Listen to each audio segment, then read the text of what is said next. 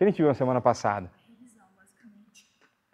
A gente conseguiu avançar mais do que a revisão. A gente passou metade da aula a revisar, porque tinha sido um mês de parada, né, por conta das obras. O que a gente viu na semana passada? A gente estava vendo sobre o fato da pessoa, ela ser, tipo assim, o pecado da pessoa não a define. Tá. Então, que nem o rapaz, que ele se achava gay. Tá. Então, esse é um dos assuntos que foi basicamente o que a gente viu. Tá, então vamos voltar lá no macro assunto. Qual que é o macro assunto desse módulo? O que é o que a gente está a estudar? Obrigado, estava pensando já em tomar ações mais graves contra a minha pessoa.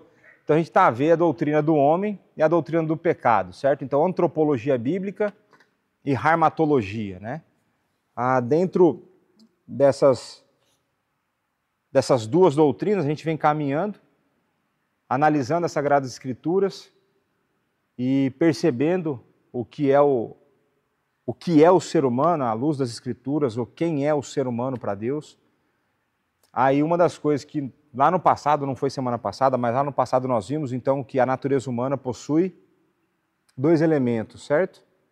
Corpo e alma, né? Então nós somos uma união, uma unidade, né, psicossomática, onde psique da alma, soma do corpo, elas são unidas de maneira inseparável até que a morte os separe, certo?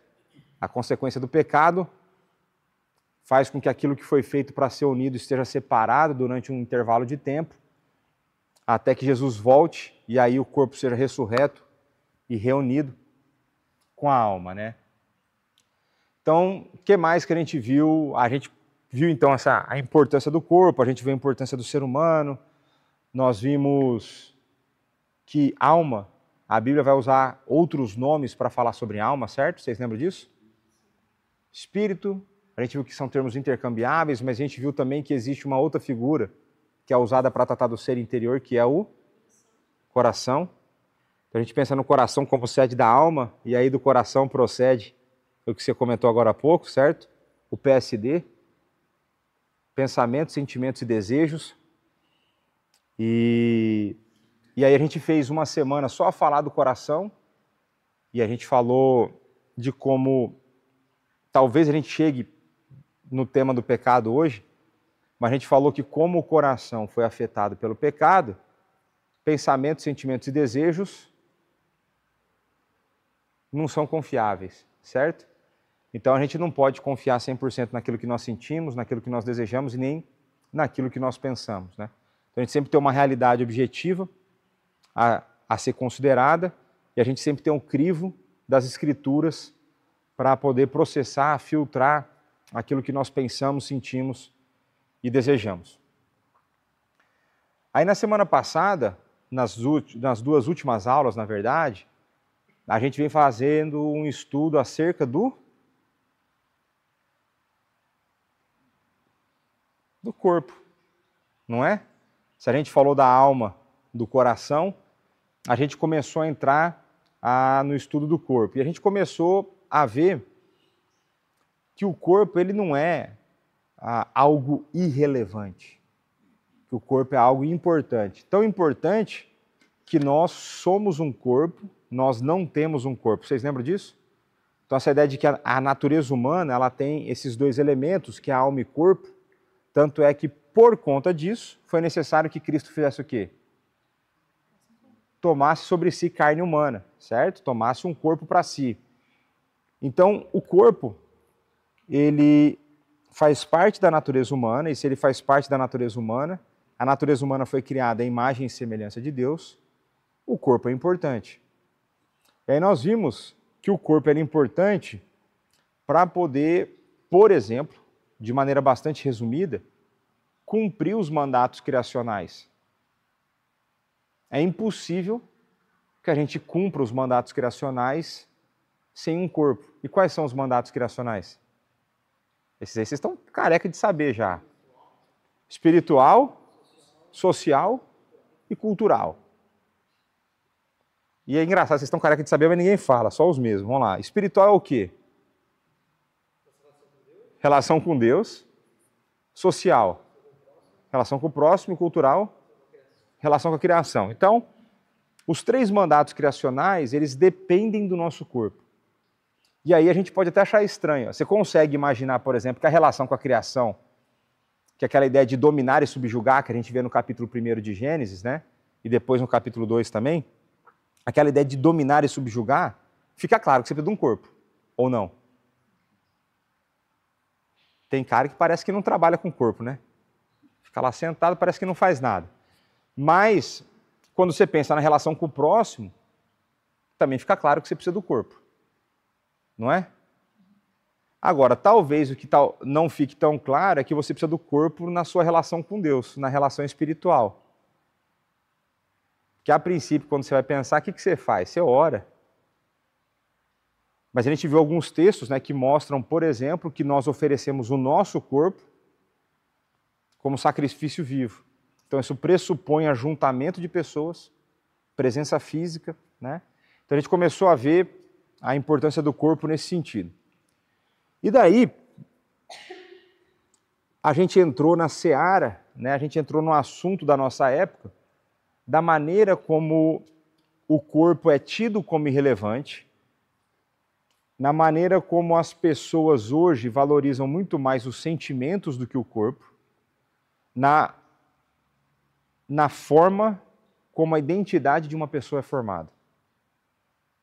Então, muitas vezes a gente vai ter nos nossos dias pessoas a dizer coisa do gênero: eu sou uma mulher presa num corpo masculino.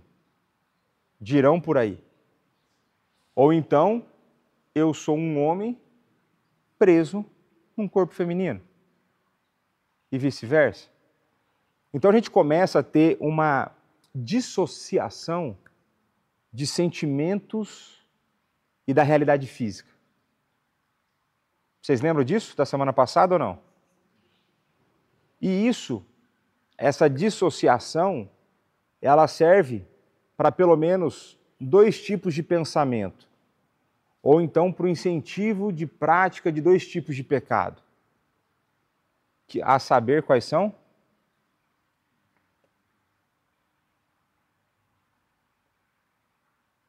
Gente, pelo amor de Deus, a aula passada toda foi isso. O pecado da homossexualidade e da ideologia de gênero. Então, quando você dissocia o seu corpo daquilo que você sente ou de quem você é, o teu corpo já não vai mais definir. Então, falei para vocês que existe uma construção filosófica, ideológica, de décadas de pensamento, de que os sentimentos são mais importantes do que a realidade física. Então, o que importa é como você se sente, não o que você é. Só que o que você se sente é tão importante nos nossos dias que você começa a definir quem você é por aquilo que você sente. Então, a gente começa a ter um erro de identificar, de igualar a identidade com o sentimento. Então, você vai ter pessoas fazendo uma pergunta que ela não é inteligente, que ela não é a pergunta correta, que é do tipo: é possível ser um cristão homossexual? E essa pergunta ela é errada, porque se a sua identidade está em Cristo, mais nada te identifica a não ser Cristo. Agora você pode fazer a pergunta do gênero: é possível ser um cristão e lutar contra tendências homossexuais? É possível. É possível você ser um cristão e ter desejos? É possível. Assim como é possível você ser um cristão e ter desejos heterossexuais que você não deveria. Então a gente começa a ver que uma construção ideológica, filosófica, ao longo de décadas, foi entrando na sociedade. Eu falei para vocês daquele outro camarada que eu não gosto, o Alfred Kinsey, que hoje ele é o teórico que fundamenta todo o ensino de educação sexual nas escolas públicas dos Estados Unidos, em que ele vai associar a ideia da felicidade à sexualidade. Então você só vai ser feliz verdadeiramente se você tiver uma vida sexual ativa, com detalhes ainda mais grotescos na teoria dele. E eu falei que detalhes mais profundos dele eu vou trazer na palestra de ideologia de gênero. E aí eu dei um exemplo para vocês de como esse pensamento entrou na média da pessoa das pessoas, de uma pessoa normal, que inclusive dentro da igreja, quando você pega uma menina da adolescência, uma das grandes crises dela é que ela só vai se sentir completa se ela tiver um namoradinho. Mas quem falou para ela que isso é felicidade? Ou seja, ela veio ouvindo isso lá na escola, ela veio... Então, esses movimentos de felicidade ser igual a sexualidade ativa, essas ideias de que o que importa é o que você sente e não quem você é, tudo isso começa a ficar muito confuso, tudo isso começa a penetrar, a permear, inclusive a vida da igreja.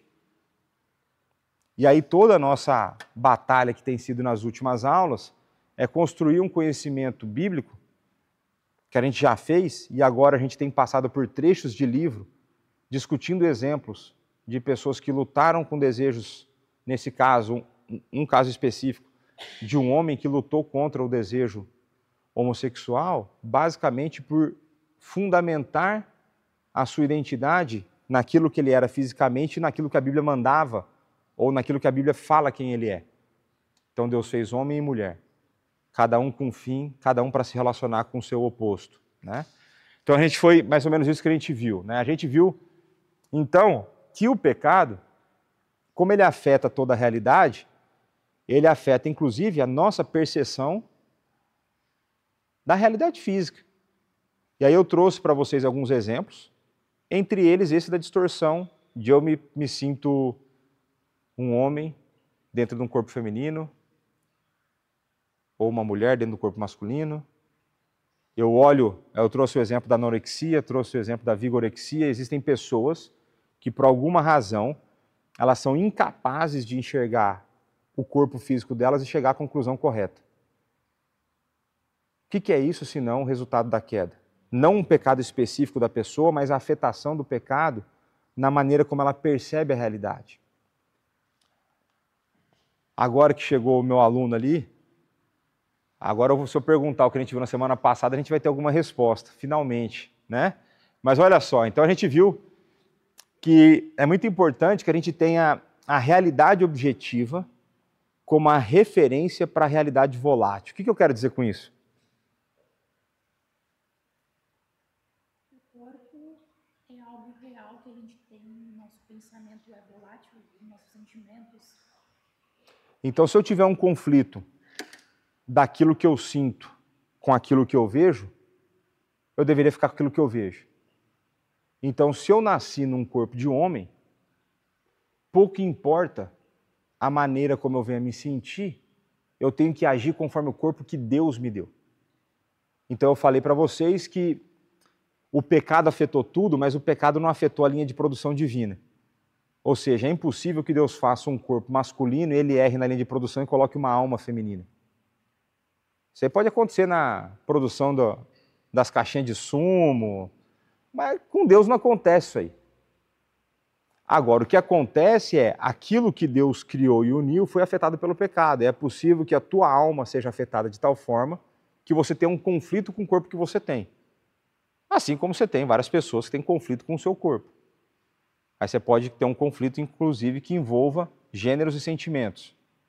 Mas, em última instância, o que a gente não pode é descartar o corpo que Deus nos deu.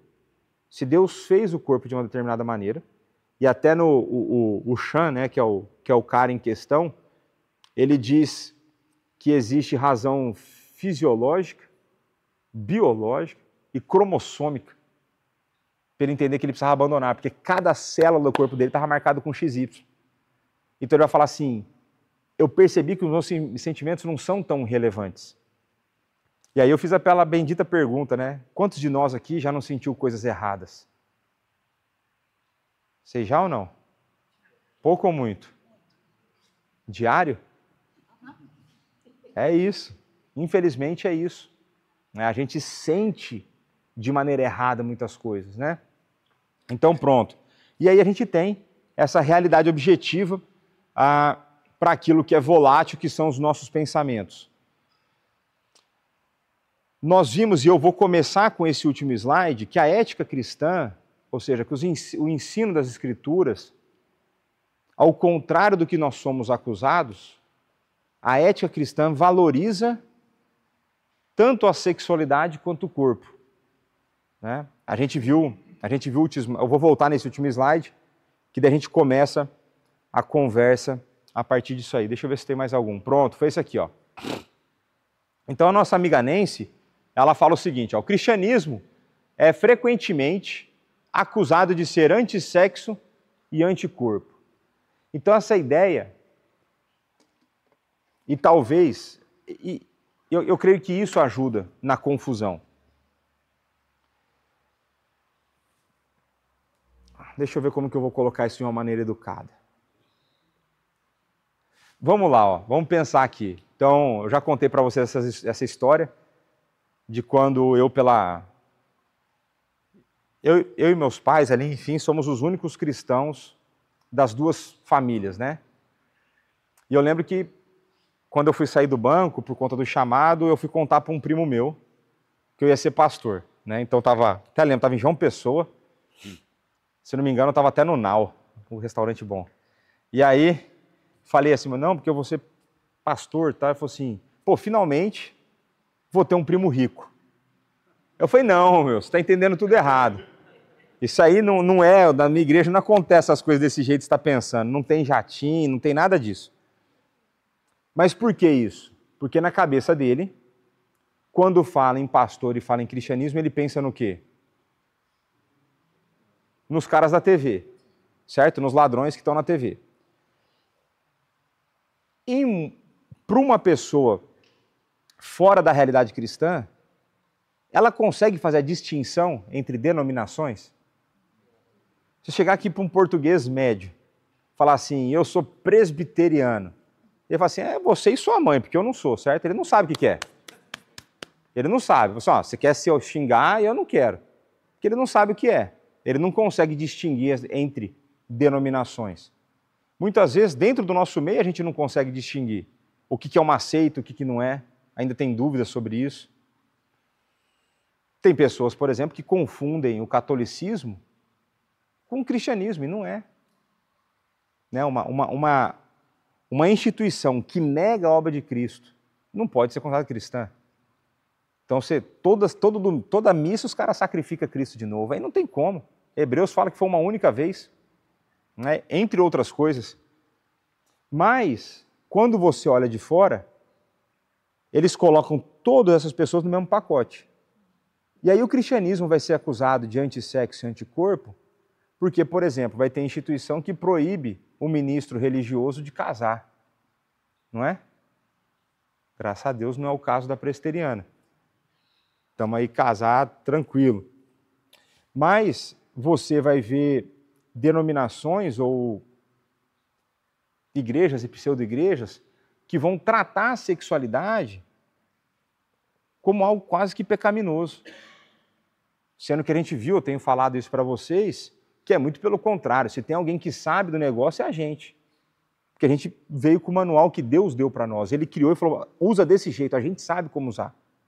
Quem não sabe usar, quem está lá fora. Então a gente é acusado de ser antissexo e anticorpo porque existe essa percepção equivocada do cristianismo. Existe muita gente que vai interpretar e falar do cristianismo como se eles soubessem o que é, mas de fato eles não sabem o que é. Eu já contei para vocês uma vez no trabalho, tinha uma pessoa lá, eu não me pergunto por quê, mas numa conversa entre descrentes, eu era o único crente da mesa. Não era eu que estava a puxar o assunto. Surgiu o dízimo na história. Eu não sei o porquê que acontecem essas coisas. E aí o camarada veio falar comigo, eu falei, rapaz, não fala isso aí não. Foi por quê? Eu falei, porque você não sabe do que você está a falar. Falei, não, eu sei. Eu falei, não sabe. Eu falei, não sabe e eu tenho certeza que você não quer entrar na discussão comigo. Para começar, quantas vezes você leu a Bíblia na sua vida? Nenhuma. Então cala sua boca. Já nem vamos conversar por aí, meu. Porque eu já li algumas. Você é certeza que é comigo que vou à igreja toda semana, que lê a Bíblia quase que todo dia. Você que nunca lê quer me falar o que o cristianismo é? É sério? Você está querendo essa loucura? Vai pescar, meu. Aí ele desistiu da discussão, né? Mas, quando você vê pessoas a falar na televisão, pessoas a falarem na rede social, eles sempre fazem um espantalho do que nós somos. Eles nunca sabem o que nós somos, porque eles não conseguem perceber aquilo que nós cremos. E por que eles não percebem o que nós cremos? Porque vocês prestaram atenção na pregação de domingo? Porque se o Espírito não abriu o coração, nem o Nicodemos entendia. Nem o maior conhecedor do Antigo Testamento, lá um dos maiores conhecedores do Antigo Testamento, consegue perceber as coisas. Então a gente não pode esperar deles compreensão daquilo que nós cremos. A gente não pode esperar simpatia com aquilo que nós cremos, porque eles nem conseguem perceber. Por isso que o pessoal manuseia de maneira bastante equivocada as Sagradas Escrituras, e nós somos acusados de coisas, por exemplo, disso. É por isso que é importante que a gente saiba manusear a Bíblia. É por isso que é importante que você leia a Bíblia. É por isso que você estuda, vem aqui na igreja e pergunta as coisas para mim. Tem que vir para a aula, vem lá e eu falo, ó, semana que vem nós vamos dar o capítulo 19 da Confissão de Fé. Estuda o capítulo, traz a dúvida, fala, meu, eu li a referência aqui, pastor, não está entrando. Essa referência aqui parece que a Assembleia lá errou na hora que eles escolheram essa referência. Tem umas que parece que eles erraram mesmo, né? E se a gente não for buscar um auxílio, não for buscar um comentário, a gente não consegue perceber, né? Mas enfim, então, ela vai falar o seguinte, mas na realidade, a ética laica, que é anticorpo. O que é ética laica? Teoricamente, uma ética sem religião. Qual que foi o comentário que fiz na semana passada? Existe alguma ética isenta de pressuposto? Não. Então, toda ética, num certo sentido, ela é religiosa. A questão é que as pessoas creem em coisas diferentes e, às vezes, elas não conseguem dar nome de religião. Mas um ateu é religioso. O coração dele está devotado para alguma coisa, né? Então, pronto. E por que ela vai argumentar que essa ética laica é anticorpo? Porque são eles que não dão valor para o corpo na definição de quem você é. Mas não faz sentido? Então ela vai falar assim, né? Ó, os ativistas gays minimizam o corpo, a nossa identidade biológica quanto homem ou mulher, e definem o nosso verdadeiro eu pelos nossos sentimentos e desejos. Ou seja, aquilo que existe de mais volátil. Eu ouvi dizer, não sei se é verdade, que existe uma época do mês que as mulheres ficam mais voláteis. Ouvi dizer que nos Estados Unidos acontece. Não sei se vocês já ouviram alguma conto de fadas desse tipo. Mas que, por questões hormonais, a mulher fica mais volátil. Os sentimentos alternam. Você fala um negócio, você nem falou nada. Ela já está brava com você. Só nos Estados Unidos, não é, Denise? Só nos Estados Unidos isso aí. Isso aí não acontece por aqui, nem no Brasil, nem em Portugal. São duas nações isentas dessa possibilidade. É igual você pegar aqui, o camarada depois que o time dele de futebol perde. Ele está volátil. Ele vai estar sensível se o time dele perder, né? Não é? É. Você viu que o Santista já ri. Né? Vive emocionado o Santista. Mas pronto, então lá, ó. Então eles assumem que o corpo não fornece pontos de referência para a nossa identidade de gênero ou para as nossas escolhas morais. Então esse é outro argumento que ela vem definindo, que porque Deus nos deu um corpo, e através desse corpo nós cumprimos os mandatos criacionais, isso significa que com o nosso corpo nós fazemos escolhas morais. O nosso corpo tem uma moralidade associada. Eu falei até para vocês, né? Dependendo do sexo, do gênero que você tem, a forma como você obedece a Deus é diferente. Então existe uma moralidade associada ao corpo. Então, na sua essência, a visão secular, né, faz renascer o antigo desdém gnóstico pelo corpo.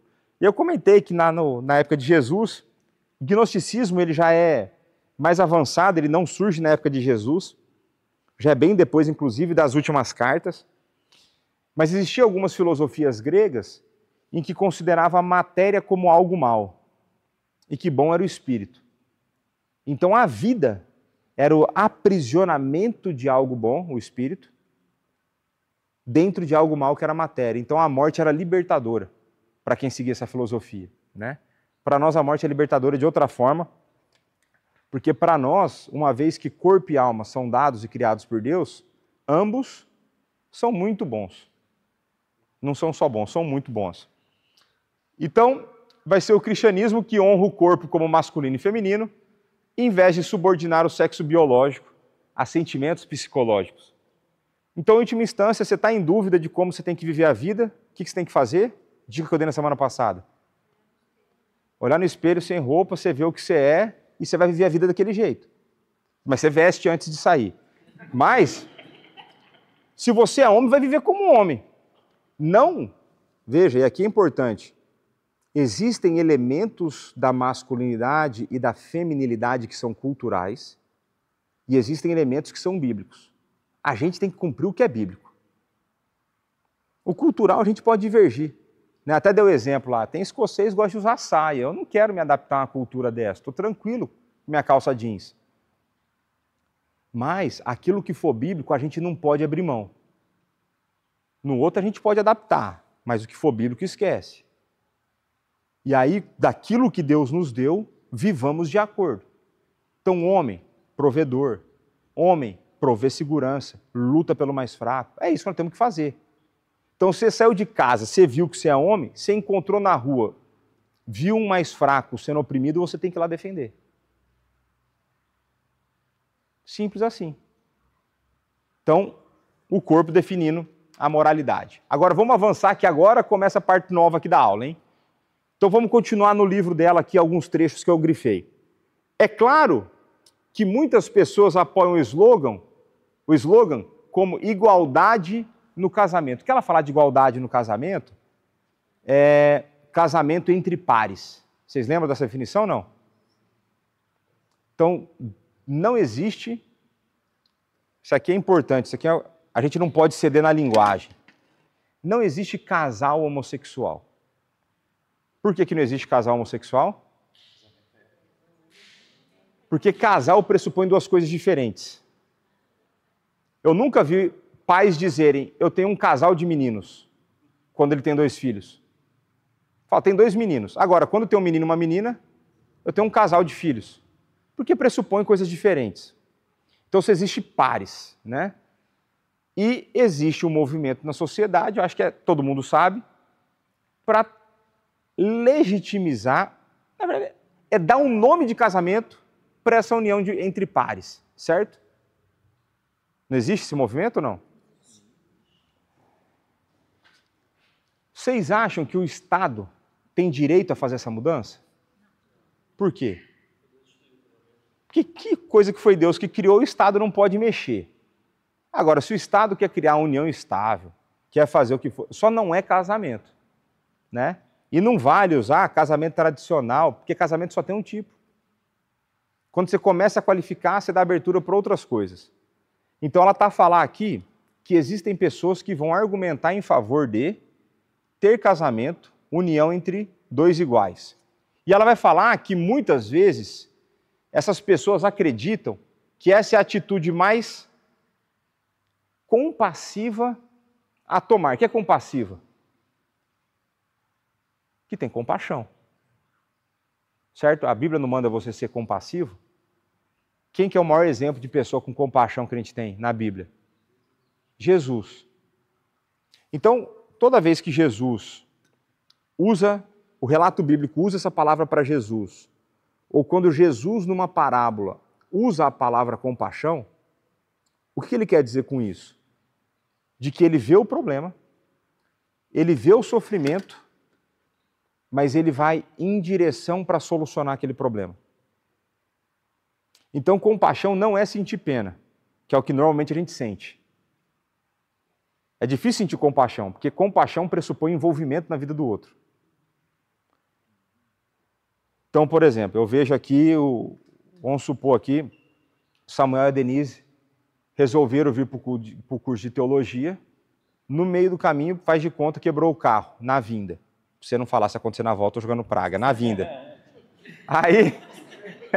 Alguém tem um carro novo. Aí ele manda a mensagem no grupo da igreja e fala, ó, o carro quebrou, tô na chuva e preciso de uma ajuda. Se eu falar assim, não, meu, tadinho meu deles, hein? Sair indo pro curso, chuva, frio, quebrou o carro, não, meu, vou orar por eles. Tem hora que oração não é a única coisa que você tem que fazer. Né? Eu lembro de um procurador-geral um procurador da República lá no Brasil, que ele é cristão, e ele dá um exemplo muito, muito interessante de que você vê uma criança entrando no mar e ela começa a se afogar. Qual que é a atitude mais piedosa naquele momento? É ajoelhar na areia e começar a rezar? Ou você sair correndo, entrar no mar e salvar aquela criança de ser afogada? Então, às vezes a gente mistura as coisas que é piedade, né? Piedade não é só oração, né? Quem vai ser mais piedoso? O cara que vai olhar a mensagem do Samuel, fala, Senhor, levanta alguém para ajudar esse homem. Ou vai ser aquele que vai levantar da casa dele, vai sair lá, já vai ligar para um mecânico, vai lá junto, fala, onde vocês estão? Passa a localização, estou a passar aí. Então, compaixão pressupõe envolvimento na vida das pessoas, por isso que é mais difícil. Mas a Nancy está a argumentar que ela entende que as pessoas que defendem o casamento, a união entre pares, que muitas vezes no coração delas, elas estão a entender que elas estão amando essas pessoas. Que não é todo mundo que age necessariamente de má fé. É isso que ela está a falar. Mas não estamos a falar dos sentimentos subjetivos das pessoas ou da sinceridade das suas motivações. Lá no Brasil a gente tem um ditado, né? Que de boa intenção o inferno está cheio. Então a questão não é boa intenção. Estamos a desvendar a lógica ética que sustenta ou não a prática homoafetiva. E aí deixa eu perguntar para vocês, quando a gente pensa em amar o próximo,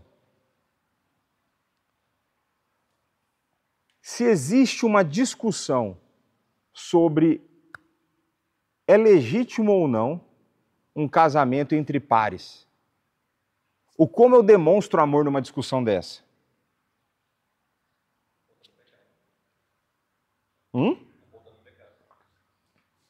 Graças a Deus o aluno voltou. O Bibiano, para quem não ouviu, o Bibiano falou apontando o pecado. A gente, na modernidade, nos nossos dias, a gente tem uma visão muito distorcida do que é o amor. A gente foi levado a acreditar que o amor é você aceitar a pessoa do jeito que ela é. Não é isso? Ou não? Não é isso que é vendido na televisão? Não, você quer me mudar? Onde já se viu? Você não me ama. Dependendo do que quer mudar, sim, eu te amo, por isso que eu quero que você mude. Né? Então, parte do amor bíblico pressupõe a confrontação de pecado, pressupõe a discordância de coisas erradas, de coisas pecaminosas. Então eu não posso dizer para uma pessoa que eu a amo e ao mesmo tempo eu estimulo ela a viver uma vida de pecado deliberado. Então se você tiver um dia, né, como eu tenho na minha vida, um contato próximo com uma pessoa que vive na prática da homossexualidade, nunca vai ser uma situação amorosa eu falar que eu concordo. Nunca. Nunca vai ser amoroso da minha parte falar assim, que Deus te abençoe nessa vida que você leva. O que vai ser amoroso? Vai ser amoroso dizer, eu sei que você tenta buscar a felicidade. Eu sei que você está ferido de alguma forma por dentro. Desse jeito que você busca, você não encontra. A felicidade que você encontra, que você quer encontrar, ela só é possível em uma pessoa. É só em Jesus Cristo. Não é nessa prática, não é na vida que você quer levar. E eu já tive essa conversa. Então nunca vai ser a concordância com o pecado. Então não tem como eu falar que eu fui compassivo com alguém e eu falei, continua na sua prática de roubo. Continua a sonegar imposto, continua a atrair a sua esposa, continua a... Oi? Continua a mentir, continue no alcoolismo. Nunca, nunca será isso uma forma de ser compassivo. Se para qualquer pessoa, sendo cristão ou não, o modelo ideal de vida é Jesus Cristo, como eu posso estimular alguém a viver uma vida diferente da dele? Agora, quantas vezes a gente não faz isso? A gente faz isso até com amigos nossos que a gente não tem coragem de confrontar os pecados deles. Onde eu acho mais fácil conviver e relevar alguns pecados do que falar, aqui você está pisando na bola. Aqui a Bíblia diz que você deveria se comportar de outra maneira. Aqui você está fora do padrão divino. Mas vamos lá, vamos ver que a Nancy está trabalhando o argumento dela aqui. Quer as pessoas reconheçam, conscientemente ou não. Então existe uma lógica por trás e ela quer quebrar essa lógica. Olha o que ela vai trazer aqui. Teve um caso lá nos Estados Unidos, que o Supremo Tribunal dos Estados Unidos decidiu que o casamento legal, no papel, não tem qualquer ligação com a biologia. Então não importa. Esse negócio de homem e mulher é coisa do passado. Tanto faz. O que importa é ter duas pessoas que querem casar-se. E qual que vai ser o argumento deles? O seu propósito é proteger a personalidade. E aqui personalidade vai ser fundamentada no quê? Nos sentimentos. Aí a Nancy levanta perguntas relevantes. Por que estabelecer oposição entre biologia e personalidade? Quem foi que criou essa ideia que a nossa personalidade é desassociada da nossa biologia?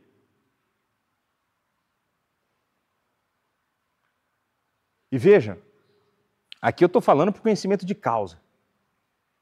Existe um movimento intencional, e eu vi isso acontecer, e eu vi depoimento de professoras de escolas lá nos Estados Unidos. E tem zilhões de vídeos. Infelizmente tem zilhões de vídeos. De na fase da criança, onde ela não entende a realidade, que ela precisa receber fundamentos sólidos para ela começar a perceber as coisas, eles começam a pôr dúvida. E aí começa a enfiar coisa na cabeça das crianças que elas nem sabiam que existiam. É porque não existe também mesmo. Mas a criação deles faz com que essas ideias comecem a penetrar o coração das crianças. Ao ponto de você ter estados lá nos Estados Unidos com a lei em que o professor é proibido de contar para os pais a maneira como a criança se identifica na escola. E tem professores que guardam a roupa das crianças, que quando elas chegam na escola elas trocam, e quando elas vão os professores destrocam para os pais não saberem. E uma das professoras que eu ouvi, ela era uma recém-convertida na igreja que eu frequentei um tempo lá, e ela conta que ela era professora na escola e ela era professora da filha dela. E a filha dela resolveu seguir a onda dos outros e ela começou a querer se identificar como menino. E em casa, a mulher falou, não vou te chamar. Mas na escola, se ela não chamasse, ela seria demitida.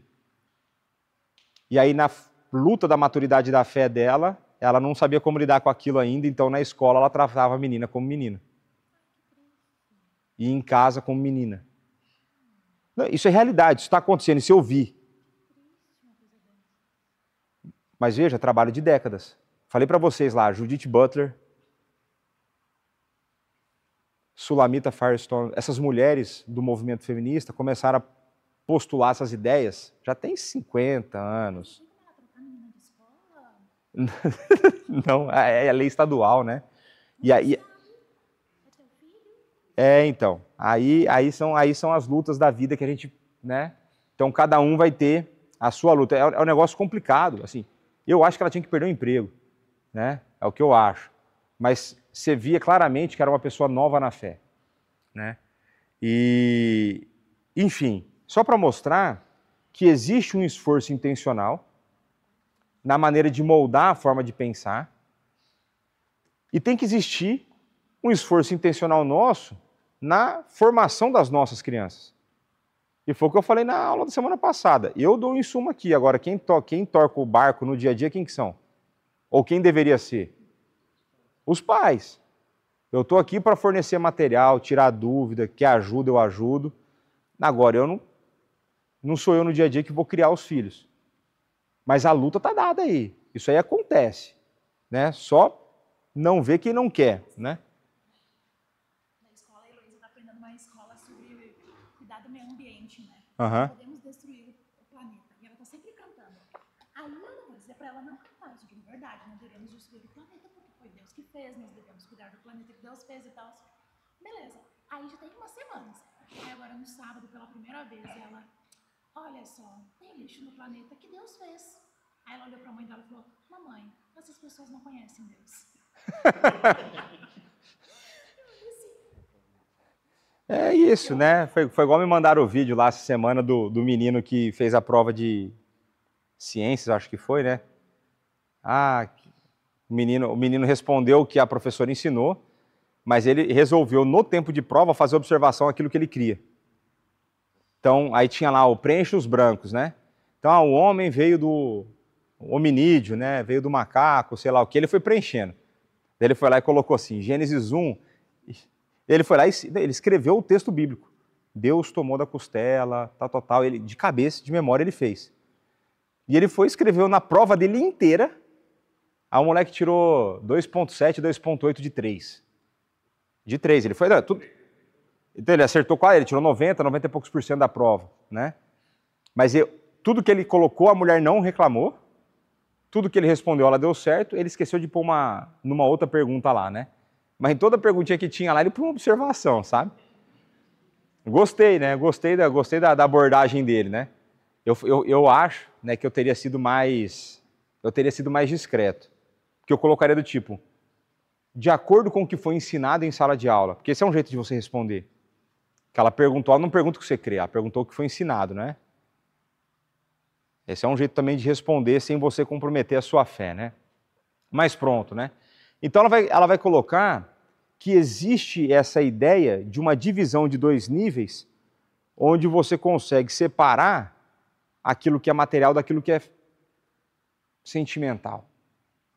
Né? Então aquilo que é físico, e aí você separa o corpo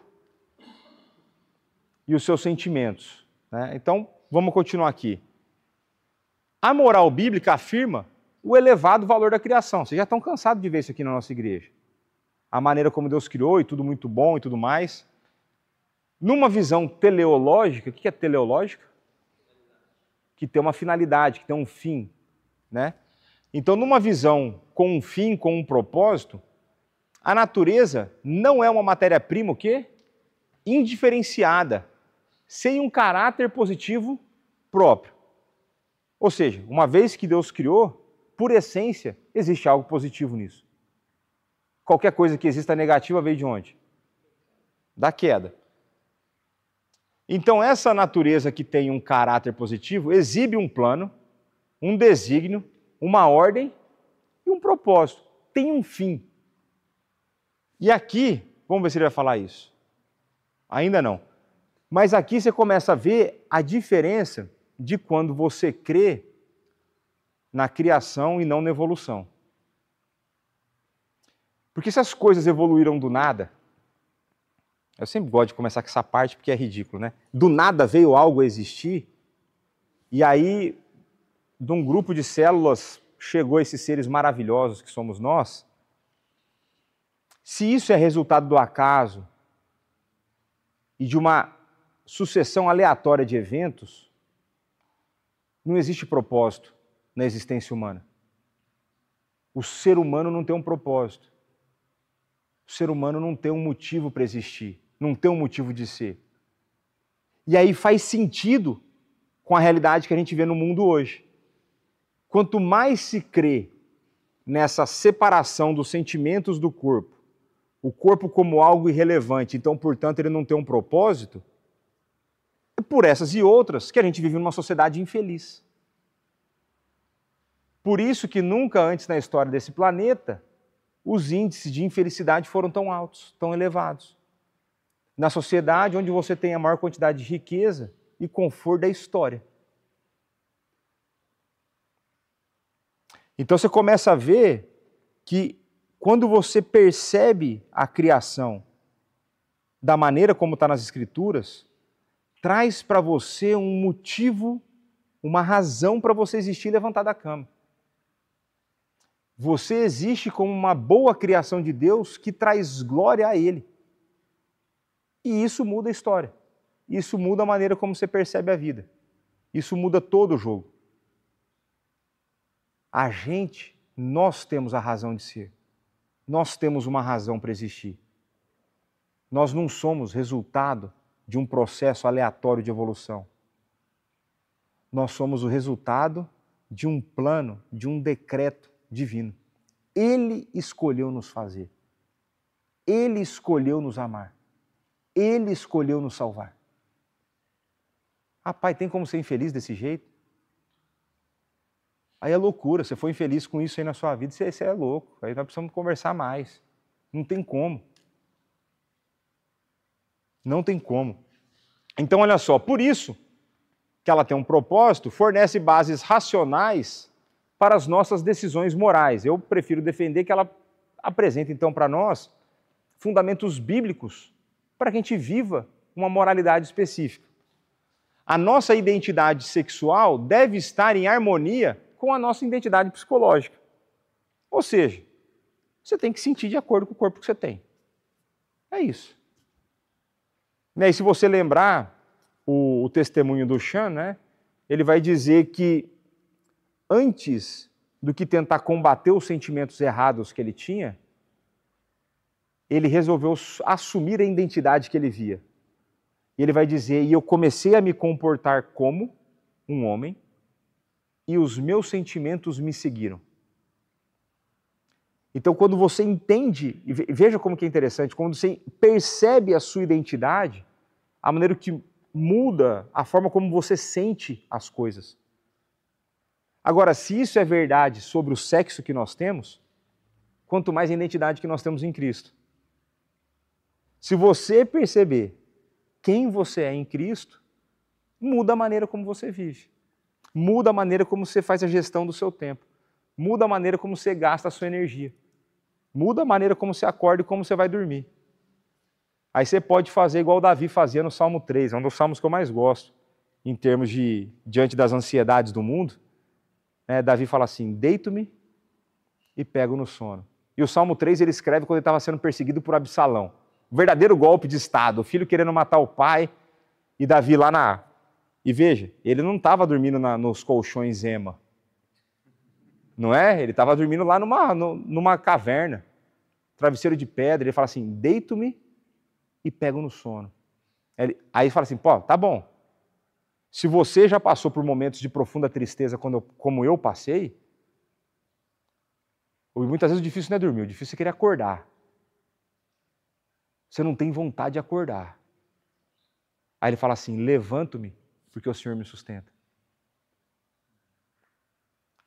O cara tem a garantia para dormir, para acordar. É isso aqui, é isso. Então, a gente perceber a nossa identidade em Cristo, veja como, quando a gente começa a perceber quem nós somos, muda a maneira como nós vivemos. Então, vamos lá avançar aqui. Então, o objetivo é superar uma autoalienação e recuperar um sentido de coerência interior. É começar a dar um match com o que tem dentro, com o que tem fora, né? É igual você pensar, tem um outro texto de Paulo que não fala em termos de gênero, mas vai falar em termos de maturidade de vida. Quando eu era menino, falava como menino, vestia como menino. Aí hoje tem aqui os caras na igreja querendo se vestir como menino, você não querendo ser pai, né? É duro, né? Mas até fiquei com sede agora. Lembrei desses caras aí. Mas é você ver que existe um alinhamento que tem que acontecer, né? Mas vamos lá. Essa proposta do vivemos em dois mundos, né? Então, a principal razão pela qual as pessoas de hoje têm dificuldade em compreender a ética sexual bíblica é que o seu pensamento foi treinado pela mentalidade de dois níveis para separar a ordem natural da ordem moral. E aí, o que ela está a dizer com isso? Ordem natural da ordem moral é uma coisa é o que é o corpo, outra coisa é a maneira como você vive. Isso foi tão separado que as pessoas não conseguem entender a proposta bíblica de como viver uma vida sexualmente agradável diante de Deus. E aqui eu coloquei uma observação, né? O comentário ali de Americans, né? Tem uma série, eu acho que cá em Portugal está no Disney Plus. Eu acho que deve ter traduzido para os americanos, eu não sei. Mas é uma série ficcional, talvez tenha alguns elementos de verdade, do período da Guerra Fria. E a série conta a forma como a inteligência russa criava espiões russos para serem americanos. Então eles tinham russos que falavam sem sotaque o inglês, por exemplo, tinham toda uma identidade. Então como eles preparavam essas pessoas, essa série conta de um casal. E esse casal foi juntado para a missão, eles foram casados, mas eles não se amavam. E a mulher, os dois são espiões, tanto ele quanto a mulher. E depois eles têm filhos no casamento, porque tem que manter a fachada do casamento e tudo. E chega uma hora que a menina dela converte ao cristianismo e descobre que a mãe é espiã russa. E ela começa a ter aquela crise com a mãe. E tem uma hora que ela pergunta para a mãe, fala assim, mas em algum momento você já trocou atividade por informação? Ela fala, filha, é só uma atividade, não tem nada demais nisso. E aí, naquela hora, eu falei assim, é chocante você sabendo que é ficção, mas é mais chocante porque essa é a visão materialista de mundo que vem do marxismo. O sexo não é nada, a não ser uma forma de obter prazer.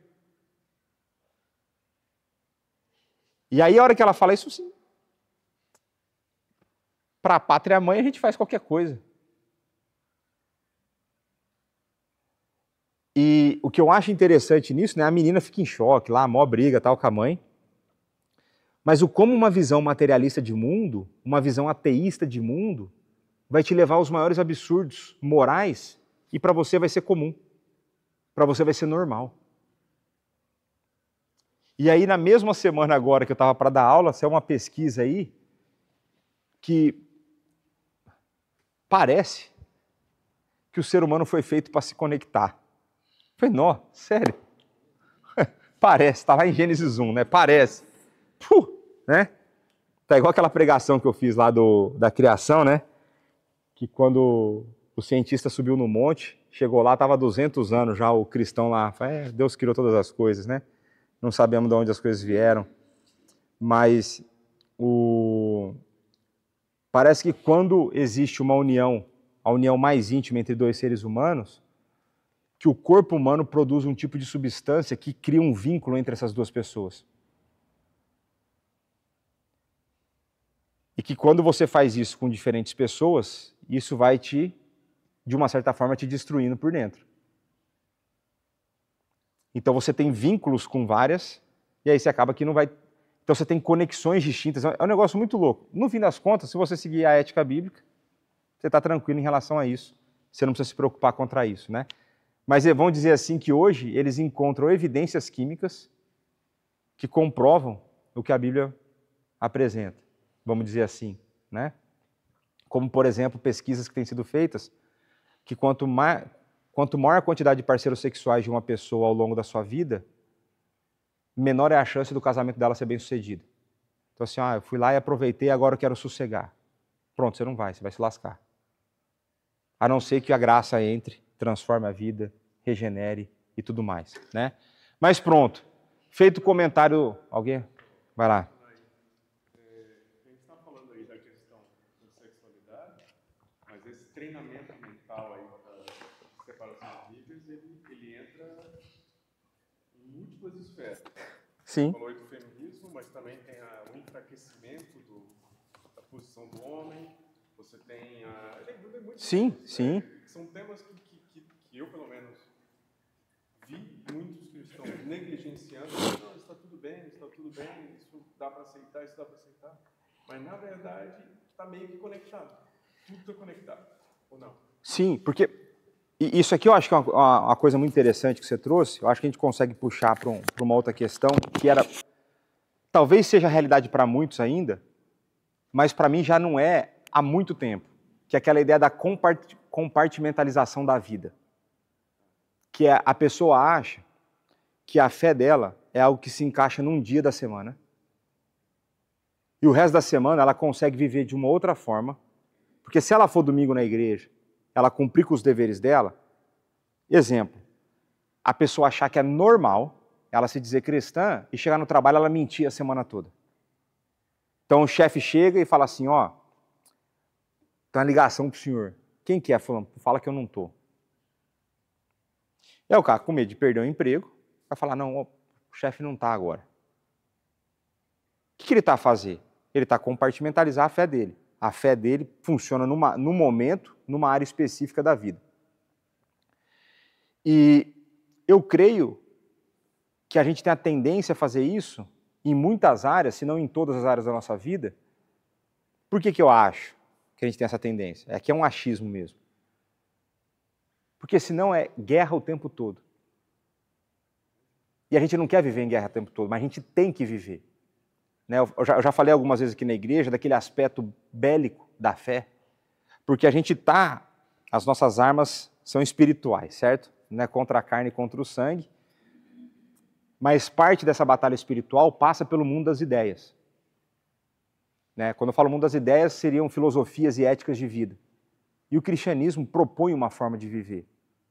A questão é que o cristianismo não deixa espaço para nenhuma área da nossa vida que não seja afetada pelo evangelho. Só que isso, ele é ao mesmo tempo incômodo por conta do constante enfrentamento que você vai ter dentro da sociedade que você vive, mas ele é incômodo porque o tempo todo você precisa ser mudado. Então, se você pensar na questão do papel do homem, você falou assim, ó, vai sendo empurrado e daí você vai deixando. Pô, tem hora que você não quer ser o provedor. Tem hora que você não está afim de ser o líder. Você quer que a mulher tome a decisão lá e fala assim, meu, que se exploda, escolhe o que você quiser. Entende? Você não está afim de participar do negócio. Mas ninguém perguntou se você está afim. Você tem que fazer. Como às vezes eu falo assim, engole o choro e faz, velho. Você não tem escolha. Então, é muito mais fácil para nós escolhermos áreas da nossa vida que é mais cômodo para a gente ser crente e outras áreas a gente deixar de lado. Só que a gente não tem essa opção. Biblicamente falando, a gente não tem essa opção. Então, a vida cristã, ela é uma constante guerra, porque ela é a guerra contra as 3 esferas. Se vocês estavam na revisão da EBD, vocês estavam no Brasil, eu passei para o capítulo da Confissão que fala das 3 esferas, né? É a guerra contra Satanás, que é o mais light. É a guerra contra o sistema do mundo, que é o intermediário. E a pior guerra que você tem é contra você mesmo. Essa é a pior guerra. Você é o seu pior inimigo, num certo sentido. Então, essa é uma proposta apologética do Schaeffer, essa ideia da divisão de 2 andares. E o Schaeffer vai aplicar isso para tudo. Então, ela é discípulo do Schaeffer. Então, ela tem uma história muito interessante. Tipo, ela foi fisicamente violentada pelo pai. Então, o pai dela cometia abusos físicos, assim, de bater mesmo pesado na família toda. E ela foi criada numa igreja. Então, o pai dela era o cara que todo mundo na igreja, nossa, cara, exemplo. Chegava em casa, dependendo do tanto que ele tomava lá, sentava o rei. E aí ela pegou, qual que foi o resultado? Saiu, céu da fé, feminista e tal, até que ela caiu no Instituto do Schaeffer, lá no Labri. Lá ela teve um primeiro contato com a fé, dela viu umas pessoas meio diferentes, aí depois essa mulher converte. E ela, por exemplo, escreveu hoje, para mim, o melhor livro defendendo a masculinidade bíblica, que é aquela guerra tóxica. Não, tem uma época que ela fala assim, meu, larguei mesmo. Largou mesmo e tal. Cara, são as loucuras, jovem, e Deus tem os caminhos dele, E às vezes recebe um convite, enfim, eu não sei exatamente como foi essa parte da vida dela, Mas pronto, então o Schaeffer tem essa ideia da divisão dos 2 mundos e ele vai aplicando isso, Eu creio que a gente faz isso. né? E a nossa luta é não fazer. A nossa luta é o que Deus diz sobre.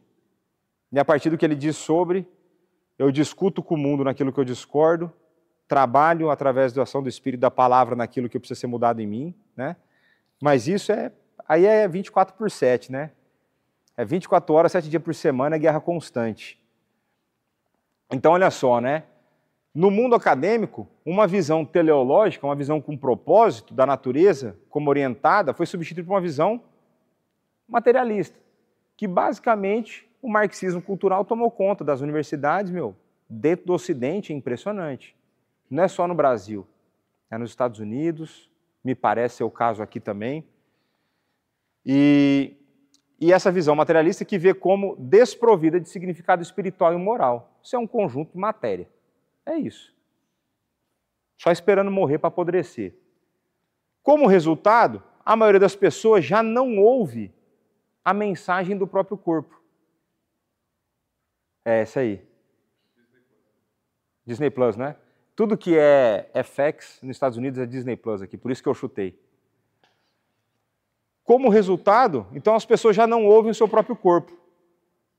Como, por exemplo, a diferenciação entre homem e mulher e tudo mais. E até dei aquele exemplo da mulher que se sentia como cega. Né? Vocês lembram desse, não? Então, quem não estava aqui, depois vocês podem procurar no YouTube, tem esse vídeo, com legenda, inclusive. É uma mulher normal, assim, fisicamente normal, né?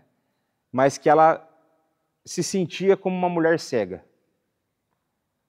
E ela conversa com a psicóloga dela que ela achava errado ela estar num corpo que enxergava porque ela se sentia como uma mulher cega.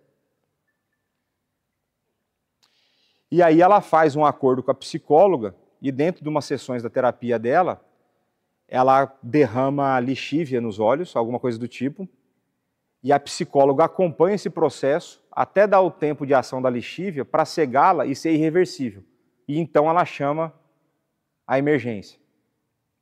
Ela liga para o 911, aqui o 112. Para ela ligar, para ela ser atendida, e essa mulher hoje é cega. E ela então finalmente tem um corpo com o qual ela se identificava. Essa é a sociedade que a gente vive. Foi nesse tempo histórico que Deus resolveu trazer você à vida. E não só trazer você à vida, mas escolhê-lo como embaixador dele nesse mundo. Recai sobre você a responsabilidade de anunciar as boas novas de salvação que liberta as pessoas da escravidão do pecado. Que liberta as pessoas dessa amarra desgraçada que Satanás faz sobre a vida delas. Você é o embaixador. No meu trabalho, eu tenho várias pessoas jovens e vários decidiram não ter filhos. Aí estava eu e outra pessoa de 50 anos dizendo, olha, vocês estão acreditando numa mentira que a sociedade está falando. Vocês agora, vocês têm a opção de escolher, mas no futuro vocês vão se arrepender se fizerem a decisão errada. E aí eles ficaram com cara de pensativo. Né? A maioria está com 35. Uhum. Já está batendo ali já. E agora você vai chegar para os caras e falar assim, vou te contar mais. Eu que estou quase com 50, mais um agora na... É isso. Mas esse que é o detalhe engraçado. Você está provando para eles que é bom.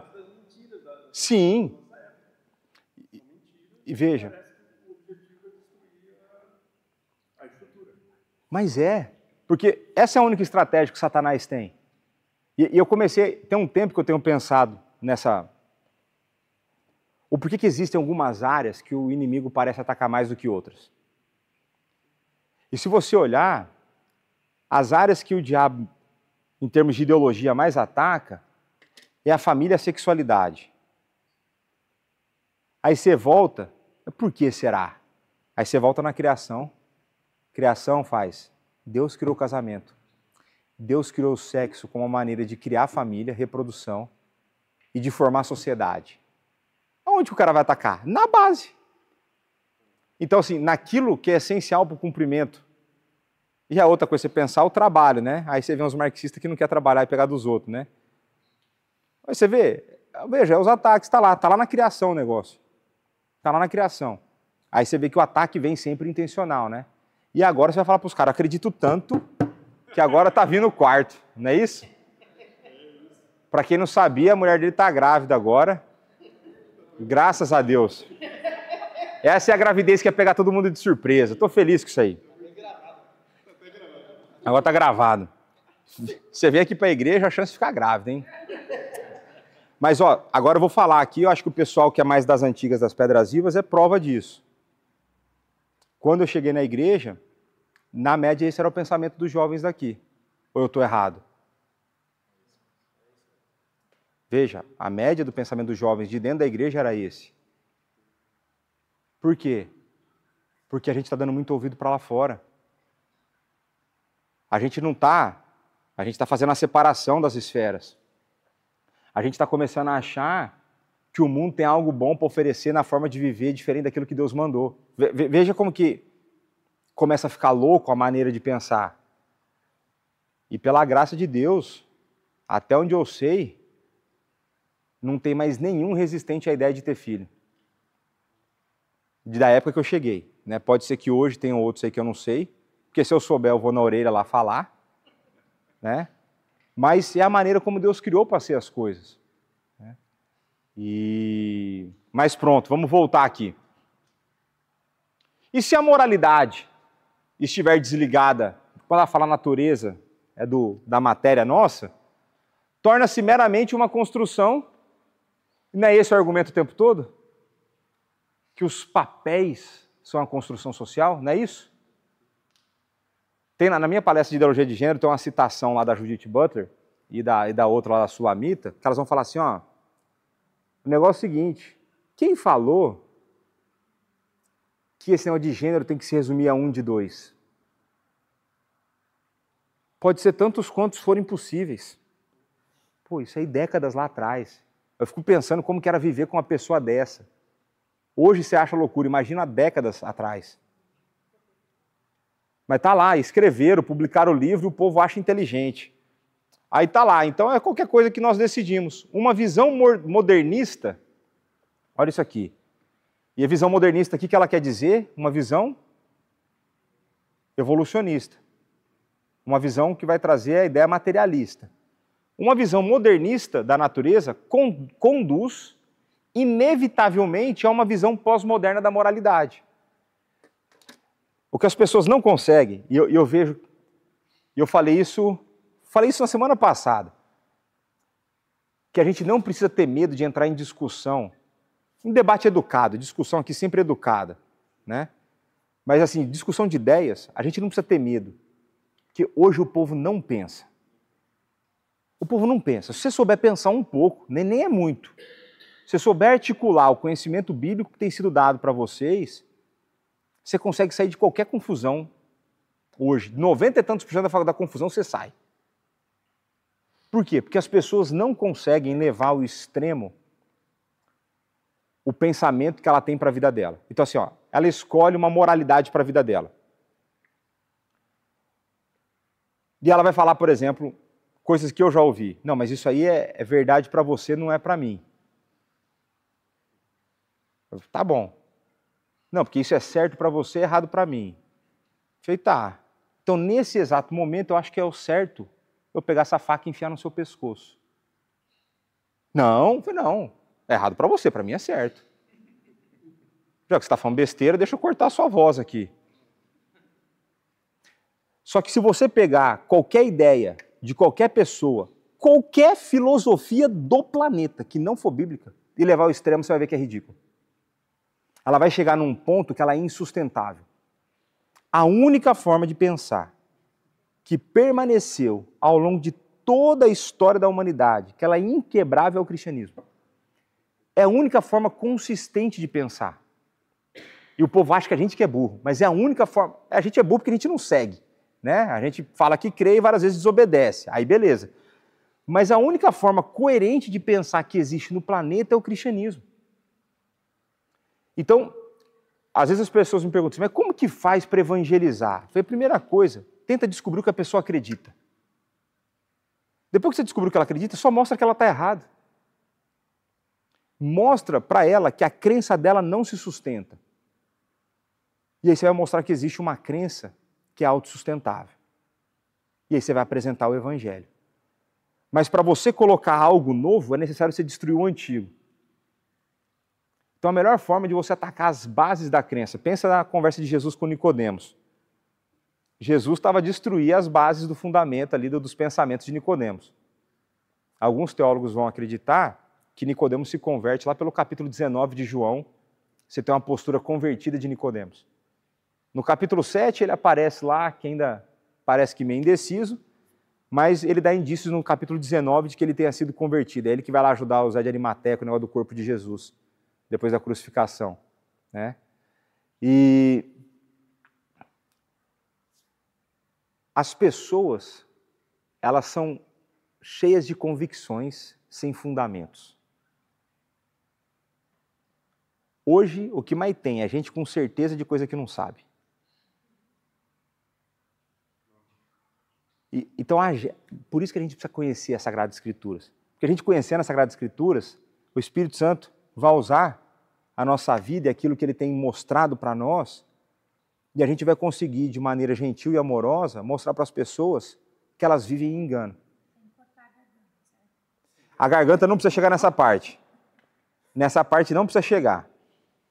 Nem sempre, às vezes. Mas pronto.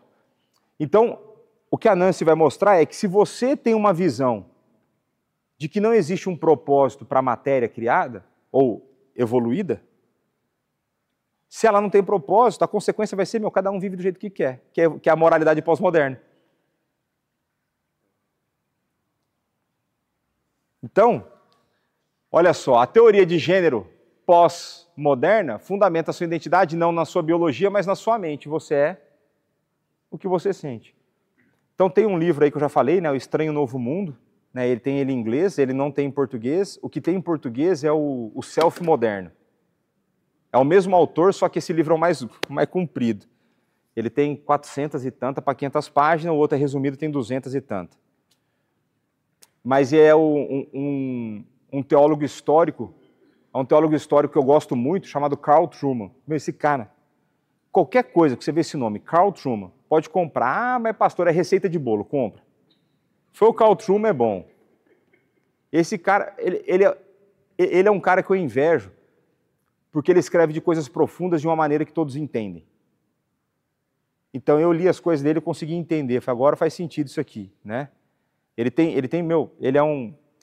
Ele era professor. Eu fiquei triste que ele saiu quando eu fui. Um pouco antes de eu ir para o mestrado ele saiu, mas entrou o Van Dixhorn, também não fiquei mal, né? Fiquei bem acompanhado também. Mas esse do self moderno aí, a ascensão do self moderno da cultura cristã, é meio que lançamento. Deve estar caro. Achou aí? Uhum. Quanto que tá? Eu tô com o do Brasil. O do Brasil que é R$19. Não, tá bem barato, hein, meu? Brasil, R$19. Não é Kindle, é o físico. Não, R$19? Tá aqui. Não, pode comprar vários. 500 páginas, R$19? Pô, 3 euros? 500 páginas? Compra lá e depois nós vamos entregar, alguém traz, né? Mas enfim, ele vai mostrar, né, esse desenvolvimento. Ele de maneira muito competente, ele faz o traço histórico do desenvolvimento filosófico para chegar na ideia de hoje como os sentimentos são importantes ou como os sentimentos foi dado aos sentimentos autoridade. Então hoje são os sentimentos que mandam. Né? Mais ou menos essa ideia que ela está a colocar aqui, ele faz o traço histórico e teórico disso. Né? Agora, o que eu acho legal? Que é a hora que o povo que está no meio da confusão começa a ver a loucura da confusão. Olha essa citação aqui que a Nancy trouxe. Ó. Reduzir o sexo a uma construção cultural é também extremamente degradante para o organismo. E hoje já existe briga, e briga física. Né? Quando eu estava lá nos Estados Unidos, então tinha lá a marcha de protesto das feministas. Só que o que as feministas não queriam? Não queriam mulheres trans. Porque mulheres trans não são mulheres de verdade. E aí, meu amigo, isso é uma agressão, isso aí foi tudo no meio dos protestos. Então começa começou a levar o pensamento deles para o extremo, eles começaram a ver incoerência. Porque aí, no fim das contas, quem é mais minoria? A mulher ou a mulher trans? A mulher trans é o homem que diz que é mulher. Né? Mas é só a nomenclatura que eles usam. E aí, no fim das contas, vai ser o homem favorecido de novo. Olha que doideira, né? Mas olha só o que vai acontecer. A feminista lésbica Sheila Jeffries escreve que o pós-modernismo parece estar baseado no princípio místico de que não existe biologia, porque está negando a matéria. A filósofa feminista Susan Bordo afirma que o pós-modernismo nega a própria materialidade do corpo. Ou seja, você é mulher, nasceu com o corpo, você é mulher, não vem com outras histórias. Esta hostilidade extrema em relação à biologia deveria ser rotulada como antibiologismo, escreve ela. E aí tem um comentário ali, comentário Covid. O que é o comentário Covid? É que senão eu ia esquecer de falar isso.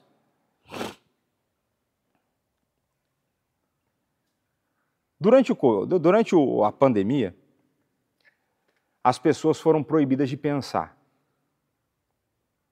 Qualquer pessoa que pensasse ou expressasse qualquer coisa que fosse contrário ao que era publicado nas grandes mídias, recebia um rótulo. Certo? Então, vou pegar um assunto hipotético aqui, que não teve problema nenhum nesse assunto, vacinas. Aí, saíram as vacinas.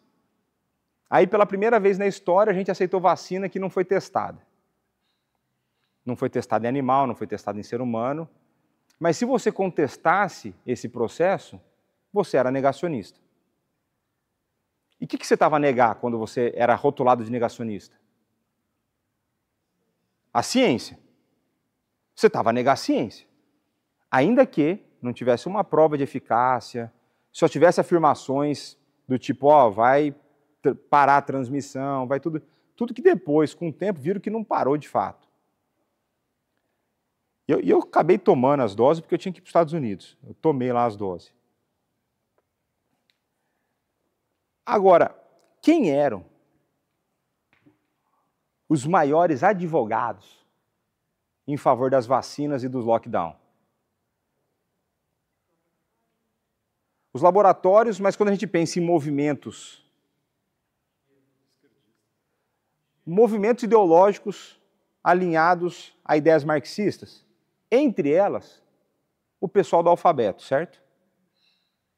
Pessoal, eu falo pessoal do alfabeto, eu não sei as ordens lá, é muita letra. Agora, o que é interessante, dentro do pessoal do alfabeto, está aquele que nasceu num corpo e gosta do corpo do mesmo jeito, e está aquele que nasceu no corpo que diz que o corpo é errado e sente do jeito diferente. Quem nega a ciência? Eles que defendem a vacina, negando o próprio corpo, ou você que questiona uma vacina que não foi testada e acredita no corpo que você tem? Quem nega o quê? Eu não sei, é para pensar. Eu sei, na verdade eu sei quem nega. Então, a gente vive num tempo tão louco que a pessoa que fala que nega a ciência, ela nega a biologia. Você quer ver outro exemplo fácil? Quando começa a vida?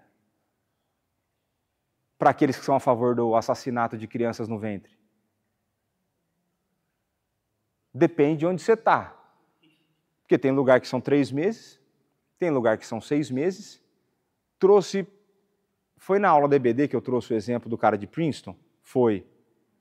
Então hoje existe um teórico, aí começa a discussão.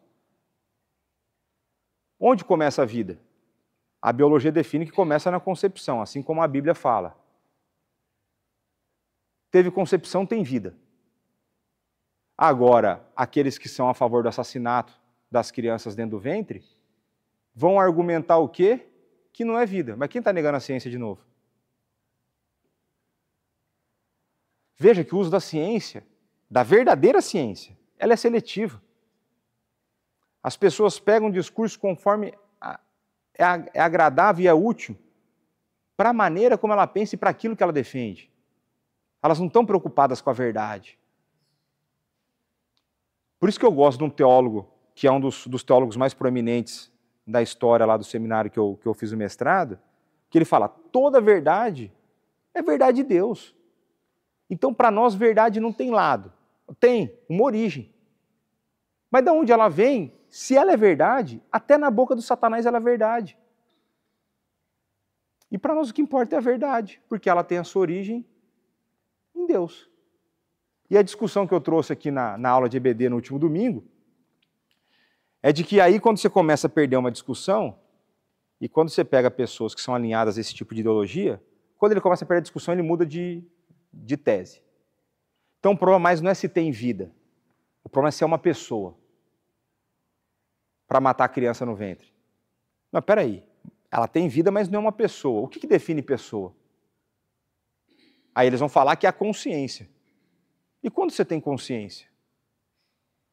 Porque aí eu falei, se a questão que define pessoa é consciência, eu quero encontrar com essa pessoa, e se uma pessoa não consciente pode ser assassinada, o importante é encontrar essa pessoa quando ela estiver dormindo. Porque ninguém dormindo tem consciência. Aí você está liberado para matar. Tá vendo como é só você levar o raciocínio da pessoa ao extremo, como fica louco? Mas hoje tem um professor numa das principais universidades do mundo, que é Princeton, em que ele defende o aborto ou o assassinato pós-parto. Então, porque ele entende que o que define uma pessoa é consciência, ele acredita que o aborto pode acontecer até o 3º ou 4º ano da vida da criança. Tá, esse é um teórico vivo, ele publica e dá aula em Princeton. Só quero que você entenda isso. Princeton é a universidade onde Albert Einstein dava aula. Entendeu? É isso que vocês precisam entender. O como que é louco a visão do mundo. Mas pronto, vocês entenderam que se a gente tiver as ideias erradas, a gente pode chegar em coisas horríveis, né? Coisas horríveis. Como, por exemplo, a gente pode chegar em coisas tão horríveis como aquilo que acontece cá em Portugal toda vez que uma mulher fica grávida. É sempre perguntado em quase toda consulta se ela quer abortar, se ela quer assassinar. Ou se ela quer fazer o teste para ver se tem alguma síndrome, para então, se tiver síndrome, matar. E a pergunta que eu faço é por que querem saber se tem síndrome para matar? Porque eles querem que nasça a pessoa sem defeito. Tem um cara que fez isso na história, Hitler. É a mesma ideia. Só que fascista é você que é contra isso. Veja, o pensamento por trás do aborto de limpeza étnica é o mesmo de Hitler. Só que esse está institucionalizado, está bonitinho e está rotulado com liberdade para a mulher. Liberdade de escolha para a mulher levar a vida dela. Falei demais nesse assunto. Mas esse é o comentário do Covid. Então pronto, imagina o corpo como um plástico maleável, moldável aos significados que escolhemos. É uma nova imaginação pós-moderna de liberdade humana em relação. O pós-modernismo é, portanto, a versão mais recente e extrema da dicotomia corpo e mente, separação. Uma versão que trata o corpo em si como infinitamente maleável, sem natureza própria definida. Tanto é que parte das definições da ideologia de gênero tem assim, eu sou gênero fluido. Então dá descarga. Liga o autoclismo, é fluido. Então, gente, é uma pior que a outra. Assim, é que na época que eu estudei para dar palestra, eu li 3 livros, vi um monte de vídeos, você começa a ficar louco com as ideias dos caras. Porque é muita loucura. Hoje tem os caras, tem os Therians, que é os caras que se identificam com o animal. Então, você tem que ver o vídeo dos caras comendo. Não, tô te falando. Não, é porque daí você vai entender aí você vai ver porque eu fico indignado. Assim, não, o pastor ele até que não ficou tão indignado assim, ele está até normal perto do que ele viu, sabe? Estou te falando. O Daniel já viu o vídeo já?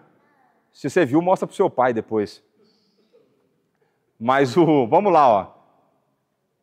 Aí ela faz a pergunta importante, por que teria alguém, uma pessoa com uma visão tão louca dessa, tão extrema? Qual é o apelo disso? Né? Se o corpo não pode ser definido, então não impõe restrições à nossa identidade de gênero. O objetivo é a liberdade completa para se declarar homem ou mulher, ou ambos, ou nenhum. O eu soberano não tolerará que as suas opções sejam limitadas por nada que não tenha escolhido, nem mesmo o seu próprio corpo. Resumindo, é o mesmo pecado desde Gênesis 3. É a busca pela autonomia, é a busca pela independência de Deus, é a busca pelo eu tomar decisões. Eu sei o que é melhor para mim, eu sei o que me dá prazer, eu sei o que eu quero ser. Não, você não sabe. Você não sabe. Mas é essa mesma busca, é a busca por definir aquilo que é certo e o que é errado. O conhecimento do bem e do mal. Desde a queda, a luta constante do ser humano é a busca por se afastar e querer independência de Deus.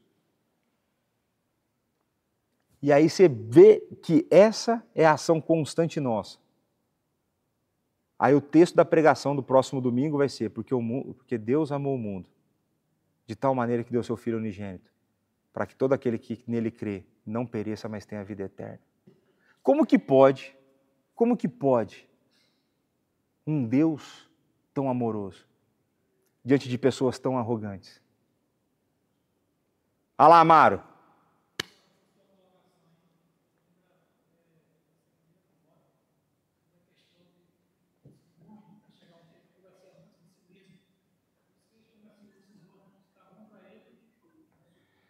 E esse tempo, ele é basicamente desde sempre, né?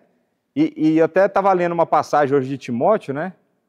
De que, além dessa questão de serem amantes de si mesmos, eles amam tanto a si, que vai chegar um tempo que eles não suportarão a sã doutrina. A sã doutrina vai gerar coceira nos ouvidos. Então, o que eles farão? Se cercarão de mestres que ensinam aquilo da maneira como eles querem. Não aqui não. Bom. A sua visitante veio aqui, achei que você estava me decepcionando assim hoje. Não, mas é o que a gente encontra no mundo hoje, né? Você vê a pessoa, veja, e eu já ouvi isso aqui já. A pessoa tem um pecado confrontado, ao invés dela achar que foi o Espírito que falou com ela, ela acha que é indireta do pastor. Mas você faz uma pregação, às vezes minha esposa fala assim, mas assim, todo domingo tem que pregar o pecado, porque está na Bíblia. Se a nossa luta semanal, diária, é contra o pecado, eu não vou pregar contra o pecado. Se Cristo veio ter que morrer no meu lugar por conta do pecado, eu não vou pregar contra o pecado. Se a maior ofensa que a gente comete contra Deus diariamente é o pecado, eu não vou pregar contra o pecado, né? Mas hoje, você prega contra o pecado, tem gente que fica ofendida, tem gente que acha ruim. Tem gente que fala assim, isso é muito ofensivo, muito duro. Rapaz, você não tem a menor ideia do que você faz contra Deus, então.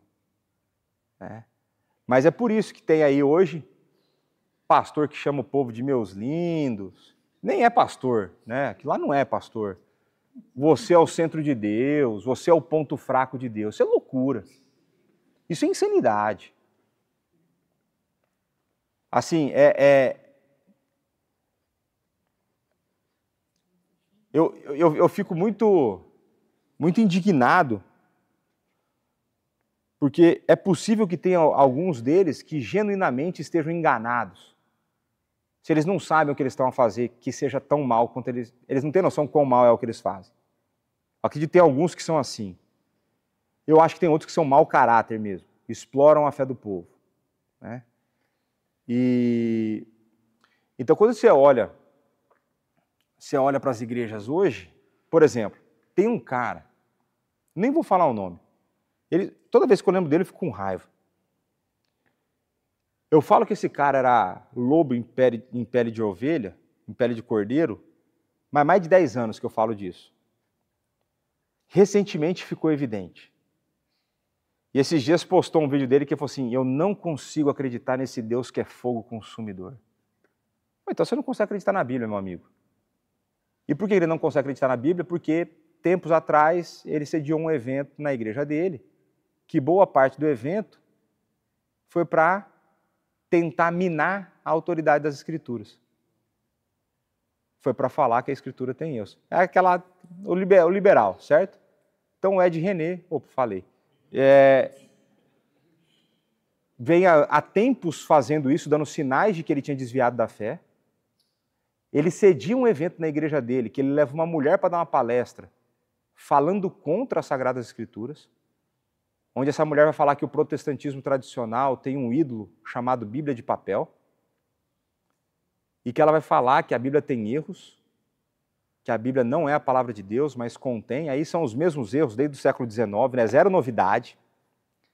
Assim, a gente não é pego de surpresa com essas coisas, porque até isso no Brasil é mais lento, né?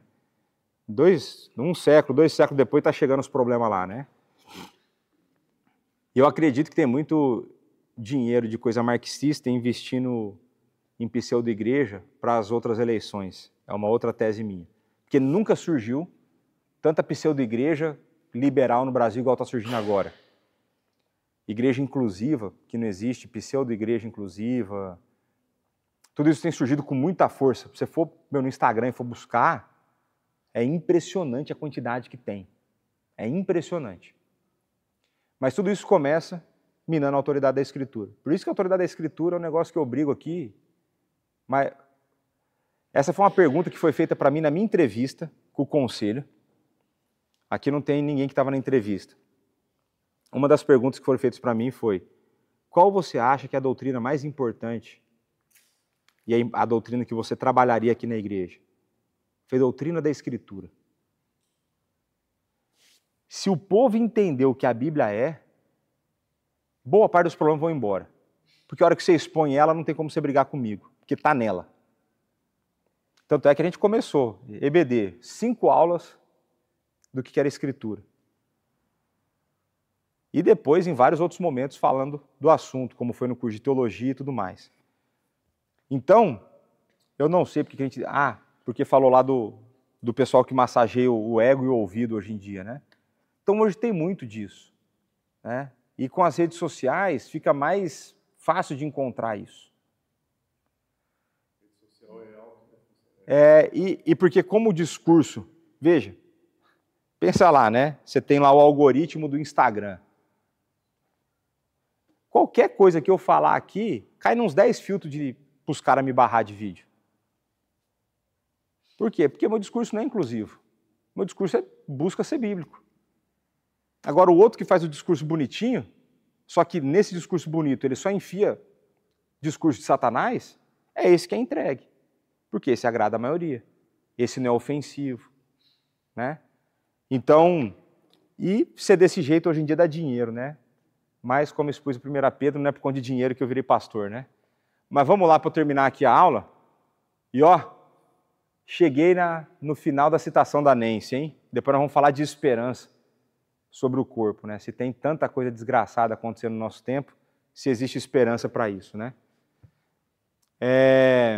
Em contraste, o cristianismo atribui ao corpo humano uma dignidade e um valor muito mais rico.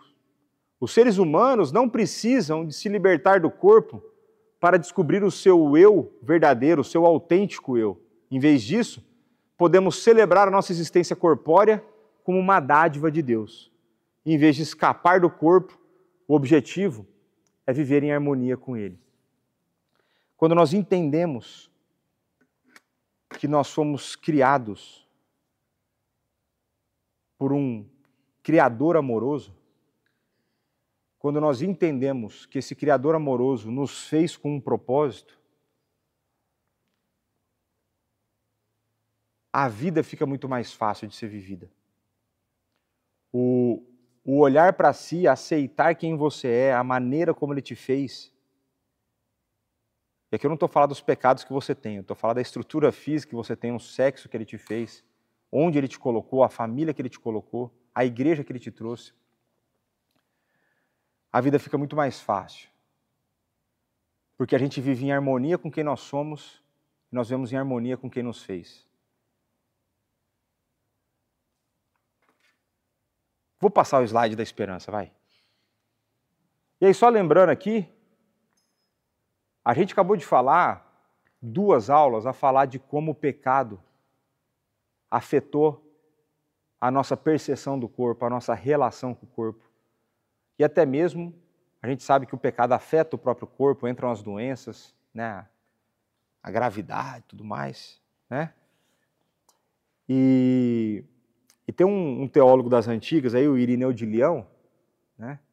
Ele vai dizer que o que não foi assumido não pode ser redimido. E o que ele está querendo dizer com isso é argumentar que a natureza humana de Cristo ela era verdadeiramente humana. E uma vez que verdadeiramente Jesus assumiu a natureza humana, nele a natureza humana será completamente redimida. Quando ele voltar uma segunda vez para julgar vivos e mortos, tudo será refeito, tudo será glorificado. Aqueles que forem salvos serão glorificados e tudo será então redimido, né?